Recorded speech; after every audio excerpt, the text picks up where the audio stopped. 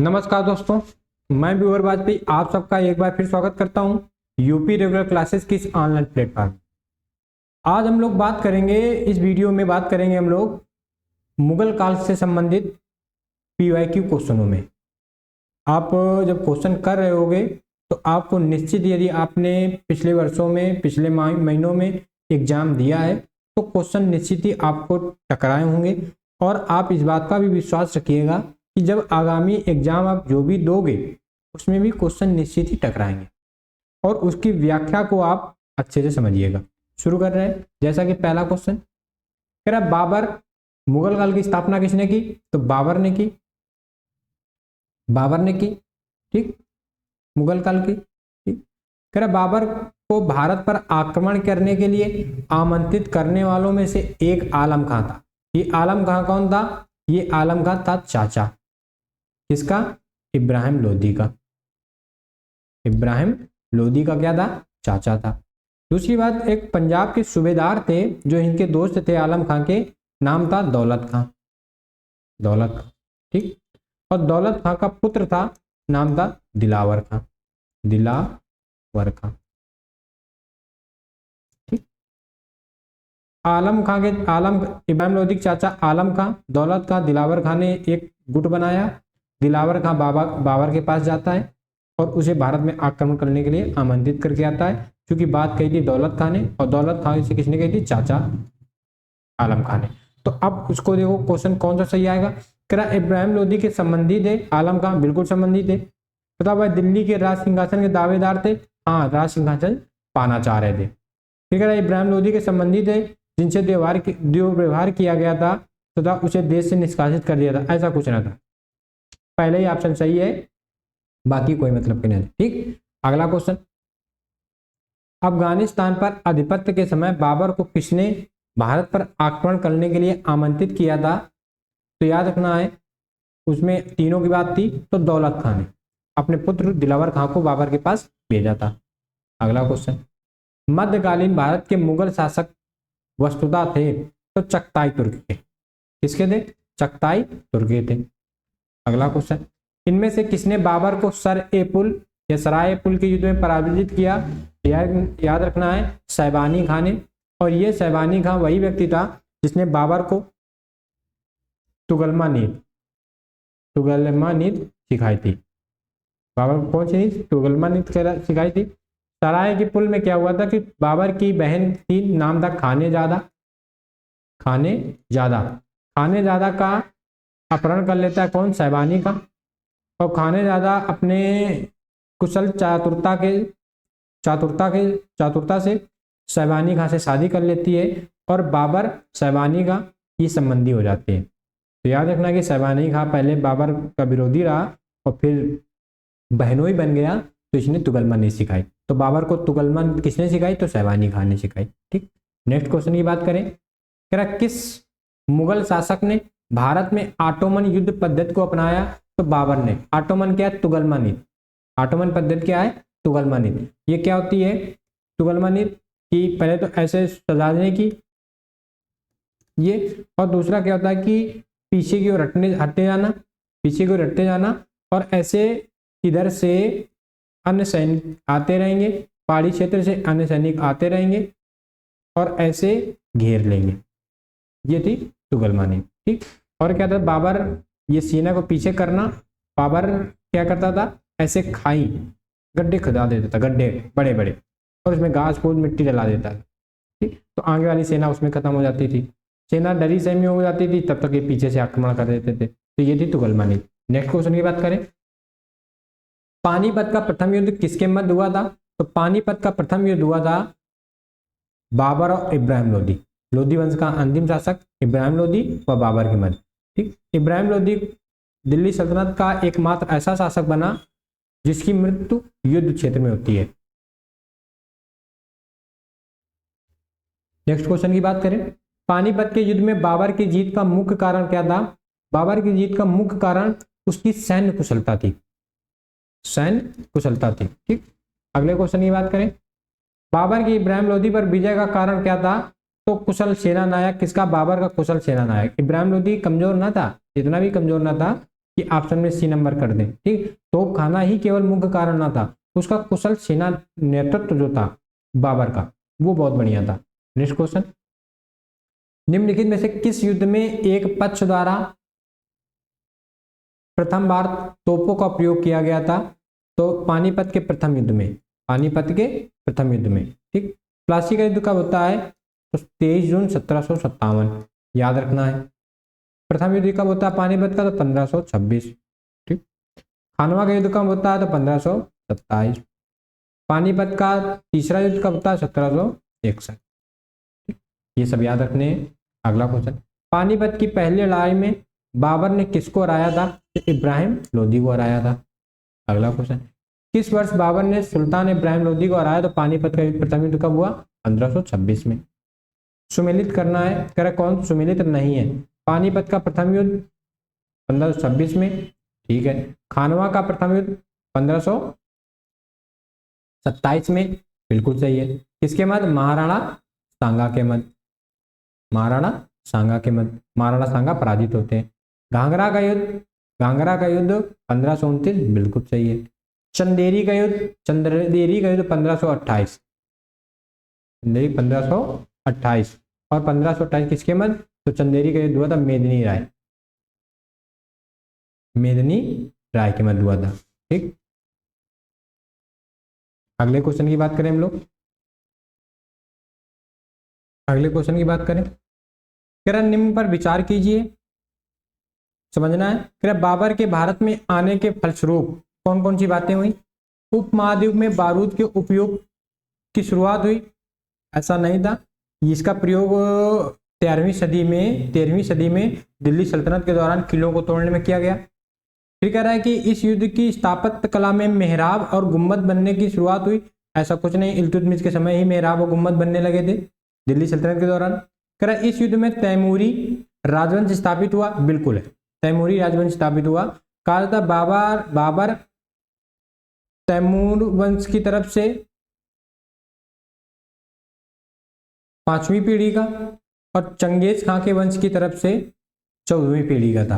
यानी अपनी माता की तरफ से, माता का नाम कुतलुग निगार, तो कुतलुग निगार चंगेज वंश की 13वीं थी, 13वीं महिला, और इनका पुत्र हुआ तो 14वां वंशज कौन हो गया? बाबर। और तैमूर की तरफ से कौन सा?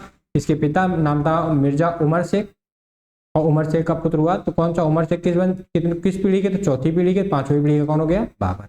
तो कौन सा केवल सही है? तीसरा नंबर, तीसरा सही है, अर्थात बी नंबर सही है। अगला क्वेश्चन, निम्नलिखित युद्धों में से किस एक में बाबर ने जिहाद की घोषणा की?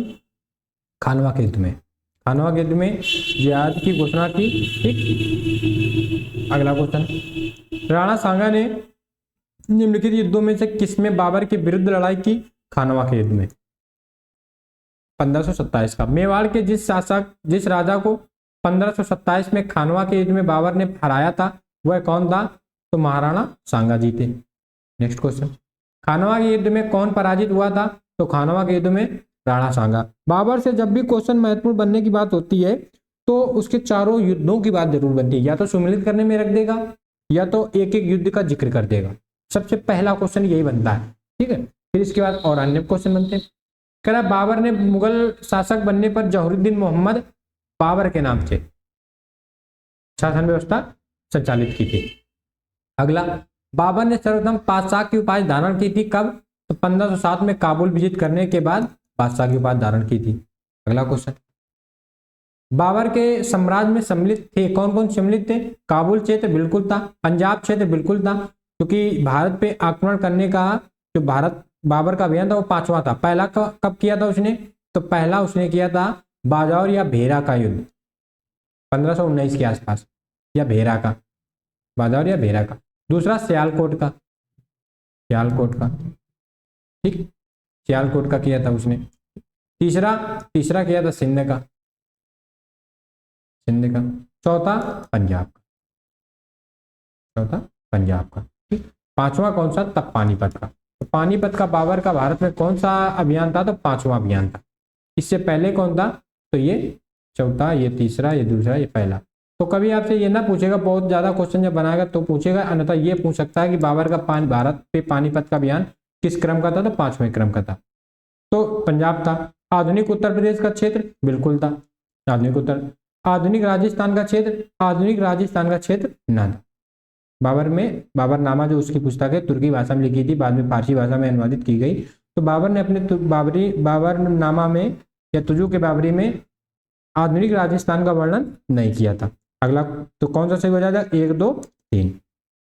अगले क्वेश्चन की बात करें, वह मुगल सम्राट जिसके जीवन से धैर्य व संकल्प से सफलता की शिक्षा मिलती है कौन था? तो जहीरुद्दीन मोहम्मद बाबर, जहीरुद्दीन मोहम्मद बाबर। नेक्स्ट क्वेश्चन, बाबर ने अपने बाबरनामा में किस हिंदू राज्य का उल्लेख किया है? तो मेवाड़ का, मेवाड़ का। और एक और राज्य का उल्लेख किया था, नाम है विजयनगर, विजयनगर। बाबर ने अपनी पुस्तक बाबरनामा में 7 राज्यों का उल्लेख किया, 7। तो 2 तो ये हो गए, 2 हिंदू राज्य हैं, 2 हिंदू राज्य हैं। 5 कौन कौन से हैं? तो पहला याद रखना है बंगाल, और बंगाल से आप आओगे कहाँ जाओगे आप? दिल्ली, बंगाल, कोलकाता, कोलकाता से राजधानी कहाँ स्थापित की गई? दिल्ली, तो दिल्ली ऐसे याद रखना है लॉजिक पे। दिल्ली के बाद चले जाओगे आप कहाँ? मालवा, मालवा चले गए। मालवा के बाद आप और निकालोगे, मालवा का पठार कहाँ पड़ता है? तो गुजरात और राजस्थान का क्षेत्र। मालवा के बाद आप पश्चिम की तरफ जाओगे तो गुजरात, गुजरात, ठीक। और दक्षिण की तरफ एक और पड़ता था बहमनी, बहमनी, ठीक। तो बहमनी, गुजरात, मालवा, दिल्ली, बंगाल, ये 5 राज्य ये थे, और मेवाड़, विजयनगर ये 2 राज्य थे। ये दोनों हिंदू राज्य थे। नेक्स्ट क्वेश्चन याद रखना है, कौन सा कह रहा है कि बाबर ने, कौन सा कथन वाली बात है? कह रहा बाबर ने बाबरनामा तुर्की भाषा में लिखी थी, बिल्कुल लिखी थी। तुर्की मुगल दरबार की राजभाषा थी? नहीं, ये फारसी थी, और यही फारसी दिल्ली सल्तनत की राजभाषा रही। क्वेश्चन बनता है कि दिल्ली सल्तनत में किस भाषा को संरक्षण प्राप्त हुआ?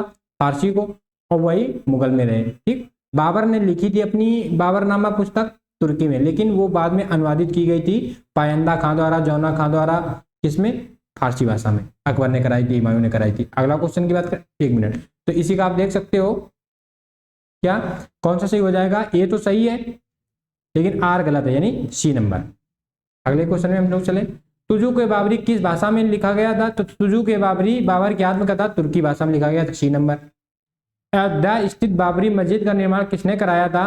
तो बाबर का सेनापति था, मुख्यमंत्री, मेन मंत्री था, मुख्यमंत्री था, कौन था? प्रधानमंत्री कह दें, मीर बाकी। और अयोध्या की बाबरी मस्जिद का निर्माण कहाँ हुआ है? तो रामकोट पहाड़ी में, रामकोट पहाड़ी में। और ऐसा कहा जाता है 1527 के आसपास, 1527 के आसपास। किसने कराया? तो मीर बाबर ने कराया। किसको कार्य सौंपा था? तो मीर बाकी को। अगर ऑप्शन में बाबर भी आए और मीर बाकी भी है तो भी मीर बाकी ही करना है, बाबर नहीं करना है, ठीक। और अगर जब मीर बाकी ऑप्शन में ना हो तो फिर बाबर करना है। ये आयोग द्वारा सही कराया गया क्वेश्चन है, इसकी वजह से बात कर रहे हैं। और अगर हम बात करें कि बाबर ने और को क्या क्या बनाया, तो बाबर ने संभल में, यूपी के संभल जिले में संभल मस्जिद का निर्माण कराया, संभल मस्जिद का, ठीक। बाबर ने पानीपत में काबुली मस्जिद का निर्माण कराया, काबुली मस्जिद का, कहाँ? हरियाणा, पानीपत में। इसके बाद आराम बाग की स्थापना कहाँ कराई? आराम बाग कहाँ? आगरा में। और जब 1530 में बाबर की मृत्यु होती है तो पहले इसको यहीं दफनाया गया। इसके बाद 2 वर्षों के बाद हुमायूं इसको ले गया कहाँ? जहां बाबर की अंतिम इच्छा थी, काबुल में। और काबुल में कहाँ ले गया? बाबर ने काबुल में एक बाग बनाया था, नूरे अफगान, नूरे अफगान या बागे बाबर, किसी को कहा जाता बागे बाबर, बागे बाबर। यहाँ पे 2 वर्षों के बाद बाबर को यहाँ पे दफनाया गया। तो नूरे अफगान, आराम बाग, काबुली मस्जिद, संभल मस्जिद और बाबरी मस्जिद, ये बाबर द्वारा निर्माण कराए गए कुछ स्थल थे, याद रखने हैं। दूसरी बात अगर हम लोग बात करें कि बाबर ने 4 बाग प्रणाली का प्रयोग किया, तो भारत में 4 बाग प्रणाली का जन्मदाता कौन माना गया? बाबर माना गया। दूसरा क्वेश्चन याद रखना है क्या कि बाबर के माता का नाम कुतुबुन्निगार, पिता का नाम मिर्जा उमर शेख। बाबर ने पानीपत का युद्ध विजित करने के बाद काबुल गया और ऐसा कहा जाता है कि उसने वहां पे सिक्के बंटवाए, खूब दान दक्षिणा किया, तो इसलिए काबुल के लोगों ने बाबर को कलंदर की उपाधि दी। तो बाबर को कलंदर की उपाधि कहाँ मिली? तो काबुल में मिली। ये याद रखना है। पूछेगा किस युद्ध के बाद? तो युद्ध याद रखना है पानीपत विजिट करने के बाद। इसके बाद बात बनती है कि बाबर ने बादशाह की उपाधि धारण की। बादशाह, तो बाबर ने बादशाह की उपाधि कब धारण की? तो 1507 में काबुल विजिट करने के बाद। 1507 में जब उसने काबुल विजिट किया तो उसने बादशाह की उपाधि धारण की। और जब 1526 में उसने पानीपत का युद्ध विजिट किया तो काबुल गया, काबुल में उसने खूब दान वगैरह किए तो उसको कलंदर की उपाधि दी। तो ये क्वेश्चन यहाँ से बनते हैं। ठीक। दूसरी बात याद रखना कि बाबर ने अपनी आत्मकथा तुजु के बाबरी में भारत को लूक, गर्मी व धूप का शहर बताया है, पर्वत, पहाड़ियों एवं रेगिस्तान का शहर बताया है, क्षेत्र बताया है या देश बताया है। तो ऐसे भी राज्यों का आप याद रखोगे। बाकी 7 राज्यों का उल्लेख किया, 2 हिंदू राज्य। इस क्लास में सिर्फ इतना ही बाबर से संबंधित बातों में। अगली क्लास में हम लोग बात करेंगे हुमायूं से संबंधित बातों में। बाबर से यदि आपका क्वेश्चन कोई एग्जाम में आएगा तो आप विश्वास मानिएगा कि जो ये क्वेश्चन है 24, ये क्वेश्चन 25, इसके बाद जो हम लोगों ने व्याख्या देखी है इससे क्वेश्चन बाहर ना जाएगा। ठीक, मिलते हैं अगली क्लास पे, तब तक के लिए जय हिंद।